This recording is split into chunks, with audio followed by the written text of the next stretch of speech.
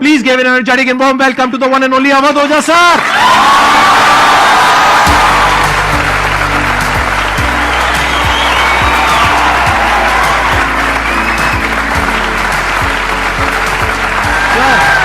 Hello sir, क्या हाल चाल? बैठिए जी, बैठिए। आइए। Thank you. इससे पहले कि ऑडियंस आपसे कुछ क्वेश्चंस पूछे, मेरे माइंड में एक क्वेश्चन आ रहा है। आईएएस में कितने लोग हैं जो हर साल उसके लिए अपीयर करते हैं? 5 से 6 लाख के आसपास। और सीट्स कितनी है?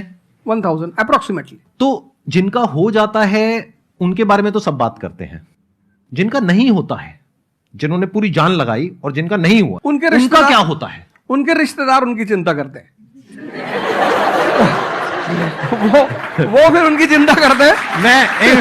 नहीं, मैं आ रहा हूं, मैं आपके क्वेश्चन पे आ रहा हूं। ये पॉइंट इंटरेस्टिंग है, मैं समझना चाहूंगा कैसे। मैं बता रहा हूं। हाँ। मैं दोनों मुद्दों पे बता रहा हूं। हम सब हारने से डरते हैं, और मजेदार बात है कि वो डर हमारी हार की वजह बनता है।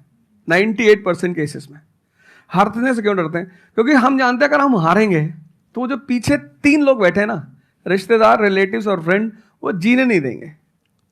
आप जब भी आईएएस की तैयारी करें, पहला अटेम्प्ट आपका सीरियस अटेम्प्ट होना चाहिए। आपने तैयारी किया, बेसिक्स तैयार किए, आपने एडवांस कोर्स तैयार किया, आपने कम से कम मेंस के 1000 आंसर्स लिखे हैं और मिनिमम 10,000 प्रीलिम्स के क्वेश्चंस आप सॉल्व कर चुके हैं, तब आप एग्जाम देने जाइए। सिर्फ एक अटेम्प्ट दीजिए। जिसने भी पहला अटेम्प्ट सीरियस दिया, उसको दोबारा तैयारी नहीं करनी पड़ती, रिवीजन करना पड़ता है। भाई आप देखो ना, जितने सारे सेलेक्ट लड़के होते हैं उसमें बहुत सारे नौकरी कर रहे होते हैं, जॉब कर रहे होते हैं। कुछ लोग मुझसे पूछते हैं, सर जॉब करते वक्त तैयारी हो सकती है? नहीं, जॉब करते वक्त तैयारी तो नहीं हो सकती, जॉब करते वक्त रिवीजन हो सकता है। 3 hours per day, 4 hours per day. तो मेरी एडवाइस ये है, क्योंकि ये एक बहुत रिस्की खेल है ये। मैं खुद ही बाहर हुआ, और फिर मैं कितने लोगों को देखता हूं जो 5-5, 6-6 अटेम्प्ट के बाद बाहर होते हैं। तो जिनको भी इस गेम में शामिल होना है, एक अटेम्प्ट सीरियसली आपका होता है, बहुत अच्छा है। आपको मैक्सिमम रिस्क लेना है तो आप 2 ले लो, उसके बाद आप अपना काम शुरू करो, जो आपका सेकंड लाइन थॉट था।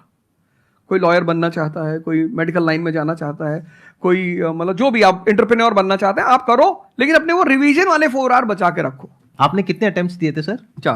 4 अटेम्प्ट्स आपने दिए थे। और आपने कहीं से कोचिंग ली थी, यानी लाखों रुपए दिए थे कोचिंग में? नहीं, तब लाखों नहीं थे, तब हजारों थे। अच्छा, हजारों रुपए आपने खर्च करे थे, और आप एक मिडिल क्लास बैकग्राउंड से थे।